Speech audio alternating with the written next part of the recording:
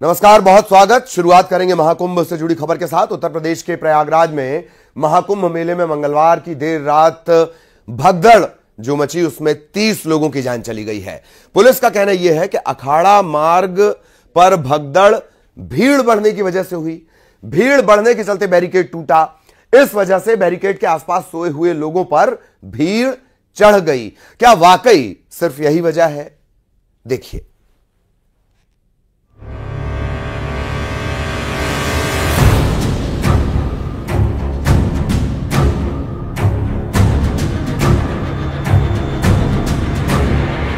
महाकुंभ में हुई भगदड़ में 30 श्रद्धालुओं की मौत और 60 लोग घायल हुए हैं। इन आंकड़ों की पुष्टि खुद मेला प्रशासन की तरफ से की गई है। मंगलवार बुधवार की रात करीब 2 बजे महाकुंभ में भगदड़ मची थी। इसकी चपेट में कई श्रद्धालु आए। हादसे के तुरंत बाद कई एम्बुलेंस मौके पर पहुंच गई थी। आनन फानन में घायलों को इलाज के लिए ले जाया गया और भीड़ के लोग बैरिकेड्स बांधकर दूसरी तरफ ब्रह्म मुहूर्त के स्नान का इंतजार कर रहे श्रद्धालुओं को कुचलना शुरू कर दिया। यद्यपि प्रशासन ने तत्काल राहत और बचाव कार्य करते हुए ग्रीन कॉरिडोर बनाया और एम्बुलेंस के माध्यम से लगभग 90 घायलों को अस्पताल तक पहुंचाया, परंतु इसमें से दुर्भाग्यपूर्ण तरीके से 30 श्रद्धालुओं की दुखद मृत्यु हो गई है। हादसे के 16 घंटे के बाद मेला प्रशासन की तरफ से प्रेस कॉन्फ्रेंस कर हादसे का अपडेट दिया गया। मृतकों की संख्या बताई गई, घायलों के इलाज की व्यवस्था की जानकारी दी गई। साथ ही ये भी बताया गया कि हादसा क्यों, कैसे और किस वजह से हुआ था। कुछ बैरिकेड्स टूट गए और बैरिकेड्स टूटने की वजह से जो श्रद्धालु नीचे कई बार जमीन पे सो जाते हैं या वेट करते हैं ब्रह्म मुहूर्त का, वो उनके ऊपर दूसरे श्रद्धालु अफरा तफरी में चढ़ गए, जिससे वो जो नीचे जो सोए हुए श्रद्धालु थे वो नीचे आ गए, वो कुचले गए। वहीं महाकुंभ में मची भगदड़ के बाद उत्तर प्रदेश के मुख्यमंत्री योगी आदित्यनाथ भावुक नजर आए और इस हादसे को उन्होंने बेहद दुर्भाग्यपूर्ण बताया। घटना दुखद है, मर्माहत करने वाला है।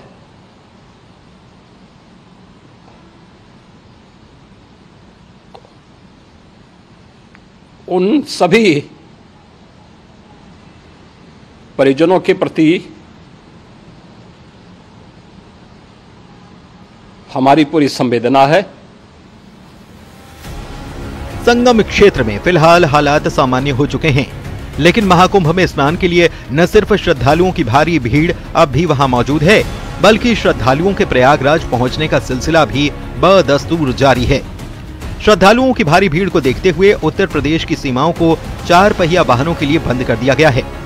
ये तस्वीरें रीवा की हैं, जहां पर दूसरे प्रदेशों से आने वाले तीर्थ यात्रियों को रोका गया। रीवा जिले में बेला, मनगवा और चाक घाट में हजारों वाहनों को रोका गया, जिससे प्रयागराज में भीड़ को नियंत्रित किया जा सके। भीड़ नियंत्रित होने के बाद इन रोके गए वाहनों को छोड़ा जाएगा। रीवा में जिन जिन स्थानों पर श्रद्धालुओं के वाहनों को रोका गया, वहां उनके पानी, दवा और ठहरने की व्यवस्था प्रशासन की तरफ से की गई है। इस वक्त हम मौजूद हैं रीवा के चिराटा बाईपास में। हम आपको बता दें कि यहाँ जो दर्शनार्थी हैं और महाराष्ट्र से, तमिलनाडु से और कई जगह से जो है इस रूट से गुजरते हैं यूपी प्रयागराज के लिए, एक चेक पॉइंट बनाया गया है प्रशासन के द्वारा। हर जगह गाड़ियों को रोका जा रहा है क्योंकि भीड़ इतनी ज्यादा है कि वहां इस गाड़ियों को कंट्रोल करना मुश्किल पड़ रहा है। हमारे साथ आप चारों साइड आप देख पा रहे हैं तस्वीरों के माध्यम से, चारों साइड पूरे यात्री हैं जो कि लगभग 3 से 4 घंटे हो गए हैं। पूरे यात्री जो है यहीं रुके हुए हैं और सब दूर दूर से आए हैं, सब मौनी अमावस्या की वजह से। महाकुंभ में दुखद हादसे के बाद फिलहाल वहां से सुकून देने वाली तस्वीरें आ रही हैं, क्योंकि आस्था के इस सबसे बड़े विशाल समागम में श्रद्धालुओं के साथ साथ संत समाज भी मौनी अमावस्या पर आस्था की डुबकियां लगाता नजर आया और शाम 6 बजे तक करीब 7 करोड़ श्रद्धालु स्नान कर चुके थे। Bureau report, news 18।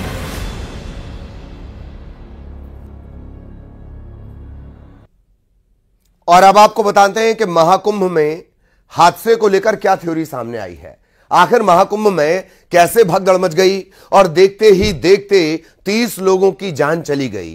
क्या है इसके पीछे की थ्योरी, आइए बताते हैं।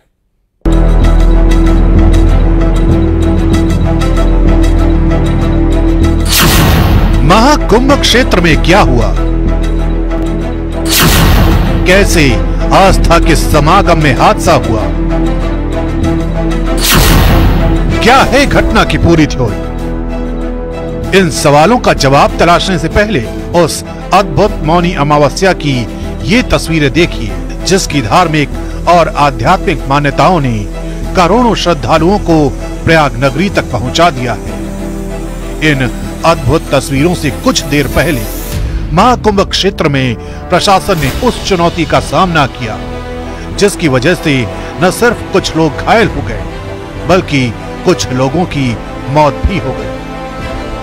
यही वजह रही कि देश के प्रधानमंत्री नरेंद्र मोदी न सिर्फ पल पल महाकुंभ का अपडेट ले रहे हैं, बल्कि उन्होंने पीड़ितों के प्रति अपनी संवेदनाएं भी जताई। महाकुंभ में जो दुखद हादसा हुआ है, मैं प्रभावित परिवारों के प्रति संवेदना व्यक्त करता हूं और घायलों के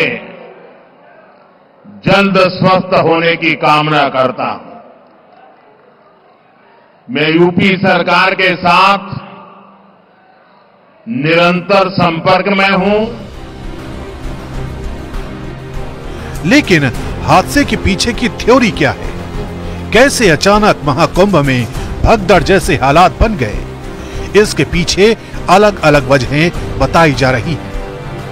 1 से 2 बजे के बीच भगदड़ की खबर आई। भगदड़ के पीछे अफवाहों का जिक्र किया गया। मौनी अमावस्या पर बेहिसाब भीड़ थी। ये भीड़ संगम नोस पर जाना चाहती थी। भीड़ के वन साइड मूवमेंट से प्रेशर बना। इसी प्रेशर के बीच भीड़ ने बैरिकेडिंग पार करने की कोशिश की। नतीजा ये हुआ कि बैरिकेडिंग टूट गई। खबर यह भी आई कि चेंजिंग रूम का गेट गिरने से हादसा हुआ।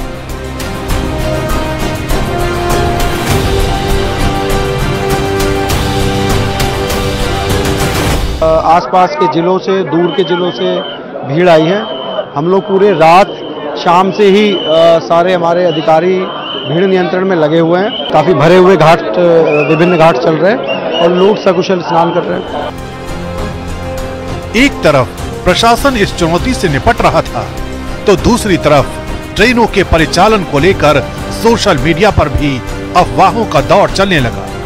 हालांकि सच क्या है, ये नॉर्दर्न रेलवे के सीपीआरओ हिमांशु शेखर उपाध्याय ने साफ किया। कैंसिलेशन की बात छोड़िए, हमें तो आज ज्यादा ट्रेन चलाना है, तो ये बात कहना कि ट्रेन कैंसिल कर दी गई है, ये पूरी तरह अफवाह है, कोरी अफवाह है। और जो भी इस तरह की अफवाह फैला रहा है, मैं आम लोगों से अपील करूंगा कि इसमें जरा भी ध्यान न दें। फिलहाल प्रशासन मुस्तैदी से मेला क्षेत्र की निगरानी कर रहा है और लगातार लोगों से अफवाहों पर ध्यान न देने की अपील की जा रही है।